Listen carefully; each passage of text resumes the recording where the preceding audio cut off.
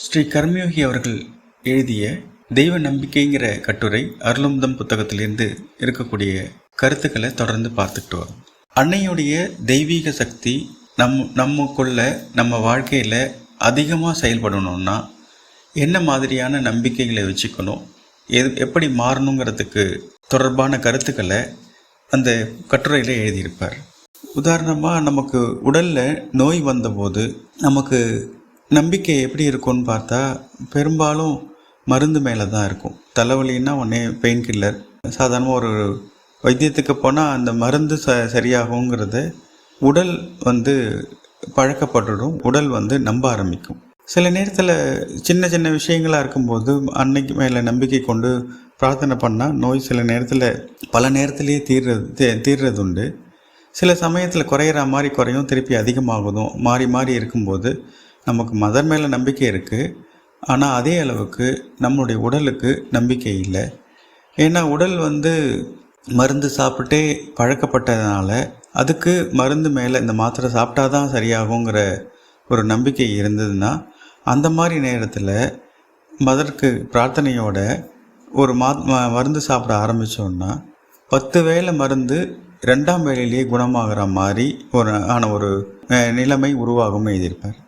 அப்போ உடலுக்கு மருந்தின் மேலே நம்பிக்கை இருக்கிறதுனால மதர் மாத்திரை மூலமாக அந்த நோயை சீக்கிரம் குணப்படுத்துகிறார் அப்படின்னு எடுத்துக்கலாம்.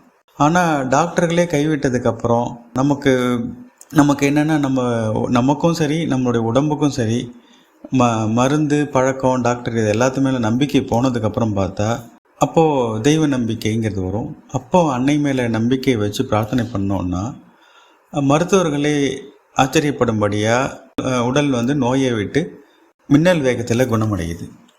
அதில் ஒரு அன்பர் சொன்னதை அவர் எழுதியிருப்பார். எங்கள் அப்பாவை எல்லா டாக்டரும் கைவிட்டுட்டாங்க.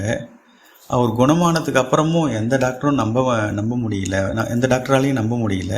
இந்த அளவுக்கு கேன்சர் முற்றினதுக்கப்புறம் எப்படி இந்த வயசில் எப்படி குணமாயிற்று அப்படிங்கிறது என்னாலையும் மருத்துவர்களாலையும் நம்ப முடியலன்னு ஒரு பெண் நண்பர் அடிக்கடி சொல்வதுண்டுன்னு சொல்லி எழுதியிருப்பார்.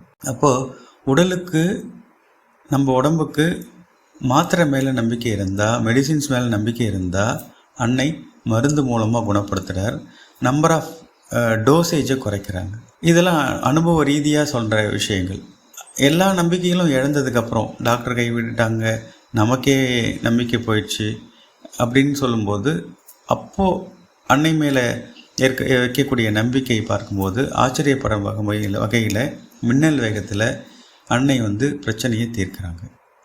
அப்போது அன்னையின் சக்தி, அன்னையின் தெய்வீக சக்தி அதிகமாக நம்மள்கிட்ட செயல்படணுன்னா வழக்கமாக நம்ம பழக்கத்தில் இருக்கக்கூடிய நம்பிக்கைகள் எல்லாத்தையும் விட்டுட்டுன்னா அதை கடந்து அன்னை மீது நம்பிக்கையை ஏற்படுத்திக்கணும். டாக்டர்லாம் கைவிட்டதுக்கப்புறம் நம்பிக்கையை இழந்துடுறவங்க நிறைய பேர் நம்பிக்கை இழந்துடும், டாக்டரே சொல்லிட்டாரு அப்படின்னு சொல்லுவோம். அதுக்கப்புறம் அன்னை மேலே நம்பிக்கை ஏற்படுவது கொஞ்சம் பேருக்கு உண்டு, அதுக்கு பெரும் பலனும் உண்டு. அப்போது டாக்டர் முழு நம்பிக்கையோடு வைத்தியம் பண்ணும்போதும் நம்முடைய முழு நம்பிக்கையும் அதன் மேலே வச்சு டாக்டரையும் மருந்தையும் ஒரு கருவியாக இன்ஸ்ட்ருமெண்ட்டாக கருதுவது தான் உயர்ந்த நம்பிக்கை. அதனால் எதுவுமே செய்யக்கூடாதுங்கிறது இல்லை. நம்ம மருத்துவம் எடுத்துக்கிறோன்னா அந்த டாக்டர் மேலே முழு நம்பிக்கையோடு வைக்கணும், அதே நேரத்தில் மதர் மேலேயும் நம்பிக்கை வைக்கணும். அப்போது மதர் மேலே வைக்கக்கூடிய நம்பிக்கை தான் முழு நம்பிக்கை. இந்த டாக்டரும் மருந்துமே அதுக்கான ஒரு கருவியாக செயல்படுவதுன்னு நினைக்கிறது உயர்ந்த நம்பிக்கை. அப்போது நம்பிக்கை முழு பலனளிக்கும். நம்ம அன்னையுடைய தெய்வீக சக்தி மேலும் அதிகமாக செயல்படும். இது தொடர்பாக நம்பிக்கை பலனளிக்கிறதுக்கு, தெய்வ நம்பிக்கை பலனளிக்கிறதுக்கு வேறு சில நிபந்தனைகளும் இருக்குங்கிறத அதே கட்டுரையில் குறிப்பிட்டிருப்பார். அது அடுத்த பதிவில் பார்ப்போம்.